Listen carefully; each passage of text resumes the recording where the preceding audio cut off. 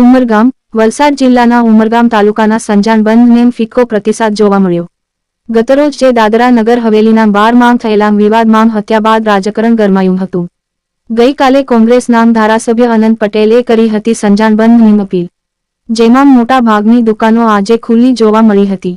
જ્યારે આજે DYSP, PI સહિત ઉમરગામ પોલીસનો ચુસ્ત બંદોબસ્ત જોવા મળ્યો.